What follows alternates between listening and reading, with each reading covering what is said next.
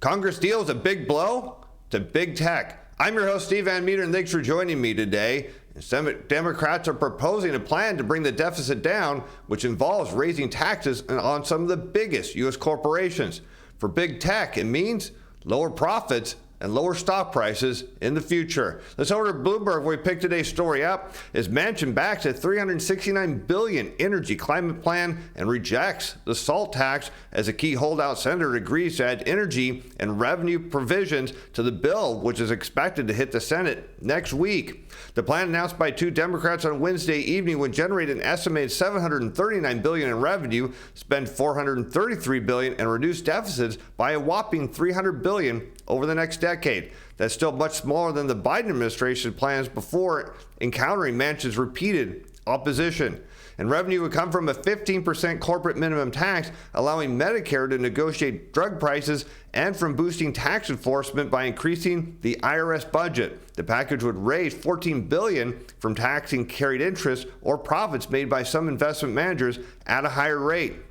But the big issue is, he said he backs a 15% domestic corporate minimum tax, which Biden has previously proposed, but that it should only apply to the largest U.S. companies that are worth $1 billion. Manchin did not make any references to the 50% global minimum tax that Treasury Secretary Janet Yellen helped broker with nearly 140 countries last year. And why this matters is because many of the big tech companies pay very little taxes. In fact, on a percentage basis, they pay a lot less than you and I do because they're masters at reducing their tax rate down to near zero. And this means they're going to have to start paying more taxes, and from a profit standpoint, it's going to immediately cut into their big profit margins. And from an investment standpoint, well, that means stock prices for tech companies is likely to head lower. And at a time, well, there's other headwinds that tech is facing as we see the dollars headed higher, with this headline from Bloomberg as a strong dollar is wreaking havoc globally, and that's just getting started as the dollar propelled higher by Fed rate hikes and the fear of a global recession.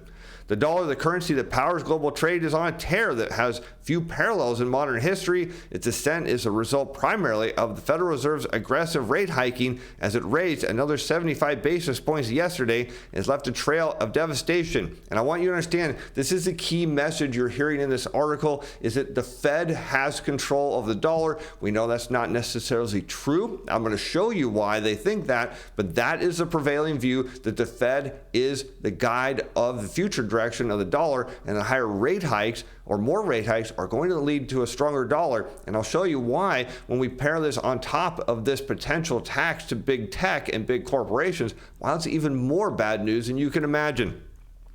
Driving up the cost of food imports and deepening poverty across much of the world, the dollar has been fueling a debt default and toppling a government in Sri Lanka and heaping losses on stock and bond investors and financial capitals everywhere. And here you can see the kind of view of the dollar. We go to the Fed database, and we have the federal funds rate in blue and the nominal dollar in red. And you note this is the view that as the Fed raises rates, it has a direct impact on the dollar. And you can note that the dollar did go up, but it was already in an uptrend. But the rate of it change, it did indeed slow. And then you could see the Fed cutting rates here starting in the last cycle. And what happens? The dollar did eventually go down, although it did initially rise. And here we see the Fed raising rates again. The dollar was already headed higher. Kind of suggests that perhaps the Fed doesn't have as much control of the dollar as many people think. But let's continue on the story, because you'll see that this just isn't good news. Or maybe it is. The greenback now stands at an all-time high, according to some gauges, is up 15% against a basket of currencies since mid-2021. And with the Fed determined to keep driving rates up to quell inflation, even if it means sinking the U.S. and global economies in a recession, there's little that most longtime currency watchers see to break the dollar's climb. And that is the huge risk here, is that the dollar's going to go even higher. Now, how does this come back to corporate profits? Well, it hits them in a big way at a time when this tax is going to be an even bigger problem. And here we can see when we take corporate profits after tax and we go back to 2006, the first point where the Fed database has a nominal broad U.S. dollar index. And what we can note is a period where the dollar is rising. Now, we'll kind of exclude the great financial crisis because obviously profits were going down. The economy was in a really bad shape. But here you notice in 2014 going through 2016, the dollar is rising, and that puts downward pressure on corporate profits. Now, they eventually did kind of rebound out of there as the dollar eventually slowed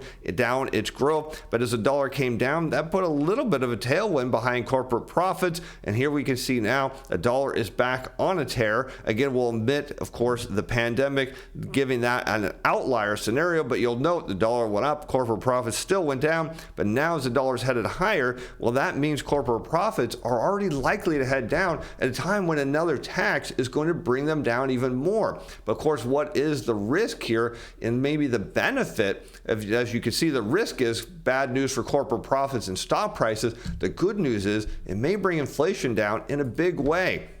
And here we can see the consumer price index now overlaid against the nominal broad US dollar index. And you can see there's a bit of a relationship here. As the dollar tends to go higher, well, it means inflation is likely to go lower. To make it a little easier for you to see, well, I've inverted the dollar against the consumer price index on a year-over-year rate of change. And what you'll notice, they do tend to move together. So as the dollar is rallying here, what we expect to see is inflation coming way down. And that would be a huge hit to the markets who are actually believing that inflation could head higher. Now, if you're concerned at all what this law and this new tax could mean to your portfolio on top of a strong dollar, well, you shouldn't be, because there's one strategy that our chief strategist, Jeff Snyder, endorses because it works the way he says it should, and strategy should. That's Portfolio Shield. I'll put a link up here in the corner and description below. And speaking of our chief strategist, well, he weighs in on his note today that, of course,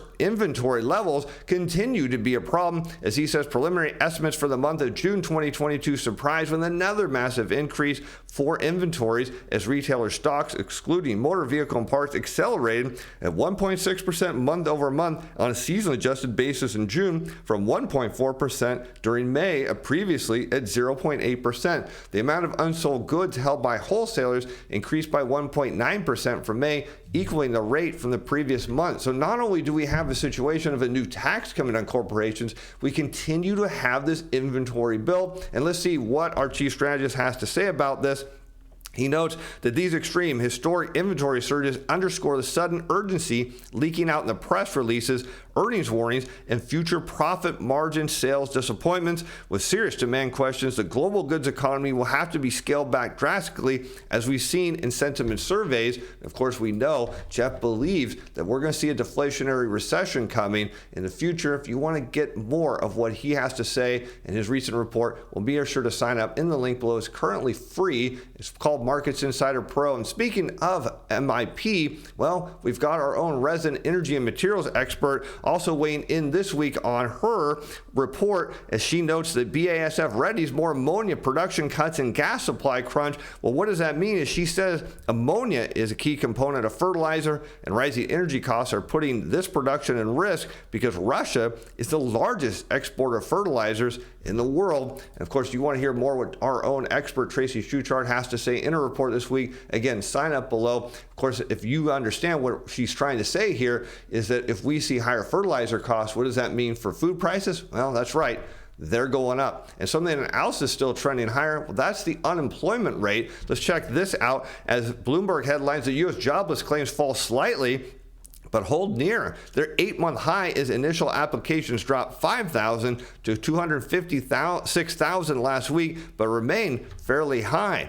The good news is continuing claims for state benefits fell to 1.36 million in the week ending July 16. What about the bad news? Well, we're getting to that in a moment, as jobless claims have generally been rising in recent months and are hovering near the highest since November, coinciding with the increase in job cuts and hiring freezes at high-profile companies in sectors including technology and housing, which we'll talk about here momentarily. But first, the bad news is we see that total claims rose 123,000 last week, and that is telling us that unemployed workers are struggling to find new jobs. That is a huge problem, and this will ultimately continue to drive unemployment claims higher. But what's the big driver of that? Where's the recession in this? Well, it's coming perhaps a lot sooner than we think the Fed has to think it is, because we heard yesterday Fed Chair Powell doesn't see it in the horizon. But rising unemployment claims tell us it is. And here's a chart on the 4-week moving average of initial claims. I went back and drew some lines in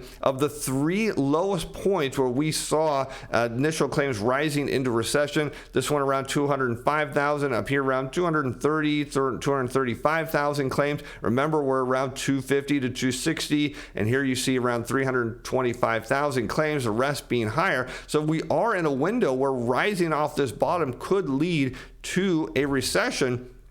But the biggest driver of this is the stock market, and now we'll overlay the Wilshire 5000 against 4-week moving average initial claims, and you might see this relationship, and I mentioned I would do this, I think last week, is we'll invert the two, and you can note here as the stock market goes down, showing itself inverted here, that unemployment claims rise, and you can see they tend to go together, and here as the stock market continues its downward spiral as the Fed tightens, well, that means more unemployment claims are coming, and a more bad news for the U.S. economy and the rest of the world. I'm Steve Van Meter. Thanks for watching. Thanks for being fans. Bye now.